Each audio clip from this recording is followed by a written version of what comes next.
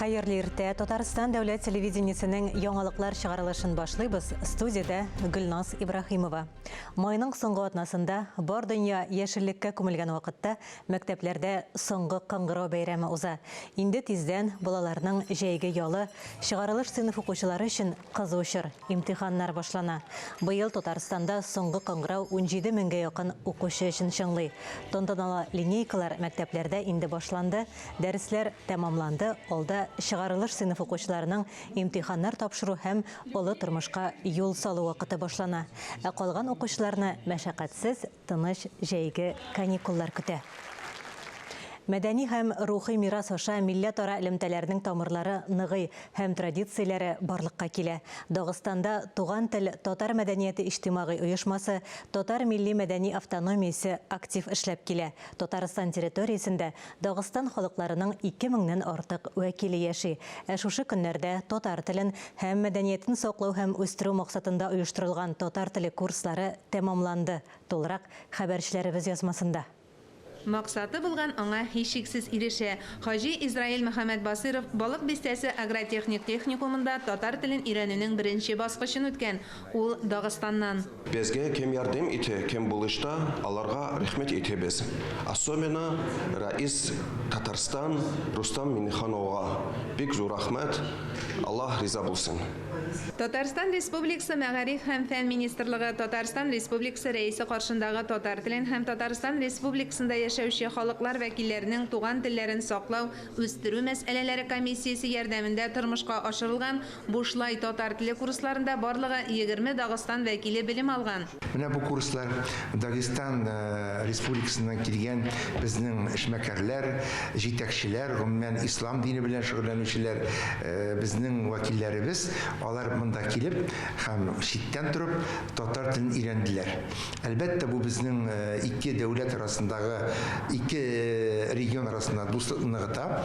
Безнең татарларыбызга да, үзебезнең татарларга да Дагыстан халкыннан үрнәк алырга кирәк. Татар теле белән бергә Идел Болгары, Казан ханлыгы һәм хәзерге Татарстанның тарихын өйрәнгән дагыстанлыларга Татарстан Республикасы Мәгариф һәм фән министрлыгында тантаналы рәвештә сертификатлар тапшырылды. Татар телен белү зур байлык ул диюче башка милләт вәкилләре ким дигәндә хөрмәткә лаек. Мөршидә Җихан, Александр Решоткин, Виктория Бояринцева, Татарстан яңалыклары. 21-24 май көннәрендә Казанда Мөхәммәд Яр исемендәге Халыкара әдәбиятлар фестивале булып узды.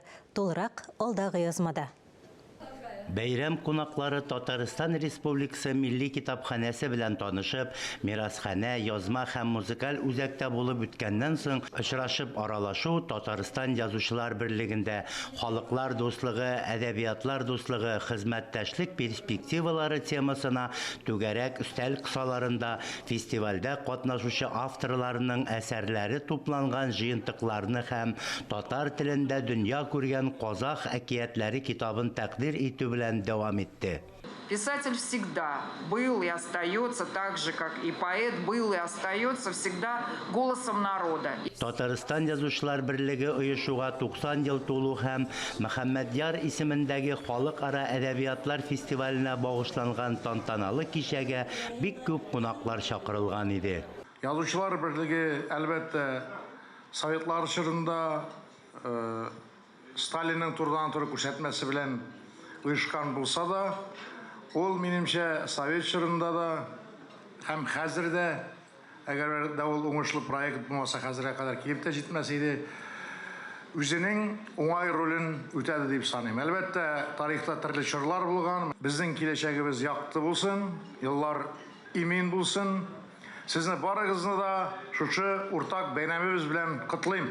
Әлеге фестивальдә Азербайҗан, Казахстан, Кыргызстан, Үзбәкстан илләреннән, Башкортстан, Саха-Якутия, Чувашия, Дагыстан, Кабардин-Балкар, Карачай-Черкес республикаларыннан әдипләр, нәширләр һәм бик күп санлы Татарстан вәкилләре катнашты.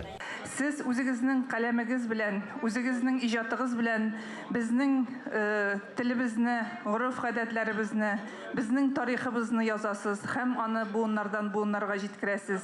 Татарстан Язучылар берлеге 1936 елда оеша.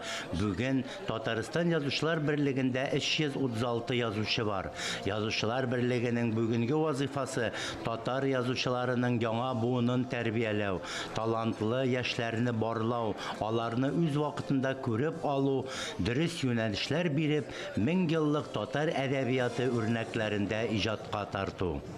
Әдәбият ул мәдәниятның нигезе. Мәдәниятның нинди юнәлешен алсан да, шигырь булсынмы, җыр булсынмы, барыбер ул сезнең хезмәткә тоташа ахры чакта. Чара барышында хакимият вәкилләре бәйрәм белән котлап, татар мәдәниятын, телен, гырыф-гадәтләрен үстерүгә, әдәби бай мирасны буыннан буынга тапшыру эшенә зур өлеш керткән шәхесләрне рәхмәт хатлары, күкрәк билгеләре, кыйммәтле бүләкләр белән бүләкләде, изге теләкләрен җиткерде. Фәннур Хәсәнов, Ирек Хәмидуллин, Татарстан яңалыклары. Филармония бакчасында Уахапов фестивале яшь башкаручылар конкурсының быелгы лауреатларын тәкъдим итү тантанасы узды. Әлеге чара Рәшит Уахапов фестиваленең 20 еллык юбилеена багышланган. Бөек җырчы һәйкәле янында җыр-моң бәйрәме инде 2нче ел үткәрелә. Яңа лауреатларны котларга Рәшит Уахапов фестиваленең узган елларда лауреат исемен яулаучылар килгән иде. Рифат Фәттахов үзенең чыгышын тамашачыдан гафу сораудан башлады. Чөнки әзерләнгән урынга халык 3 тапкырга күбрәк килгән. Киләсе елга урынны күбрәк әзерләрбез дип вәгъдә бирде ул. Чара барышында Рәшит Уахапов һәйкәленә чәчәкләр салынды. Рифат Фәттаховка дөнья күләм ЮНЕСКО оешмасының чор иҗатчысы ордены тапшырылды. Әлбәттә, җырчыга багышланган һәйкәл тирәсендә һәр вакыт җыр-моң яңгырарга тиеш.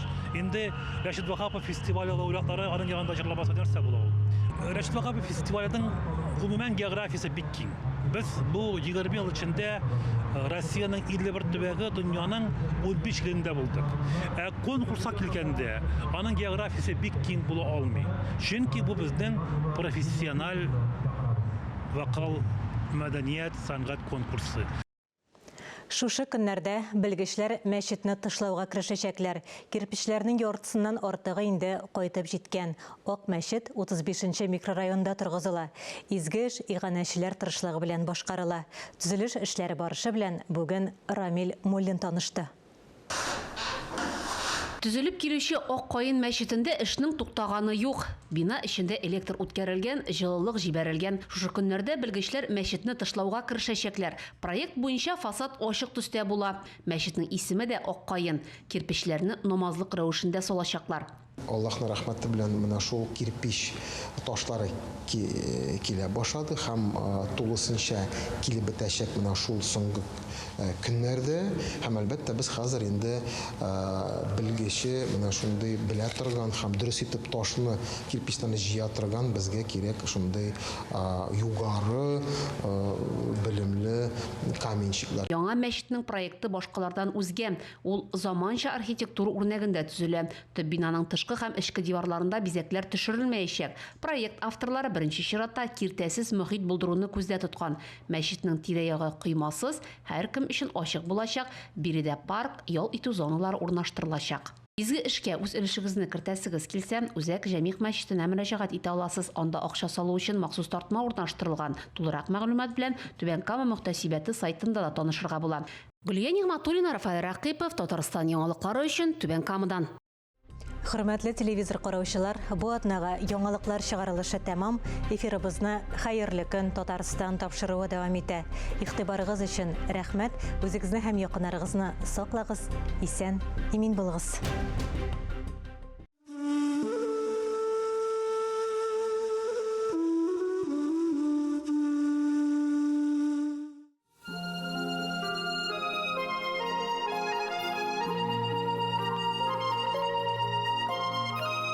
Сиңа кайттым әле, сагынылган. Болыныңа чыктым кичкырын. Мин яратам сине, туган ягым. Бик яратам диеп кычкырдым. Кемдер бәлки ишеткәндер мине. Миңа җитә үзең ишетсәң. Туган ягым, мин тирбәлеп ятам. Күккә элгән яшел ишектә. Егылсам да бер торырмын әле.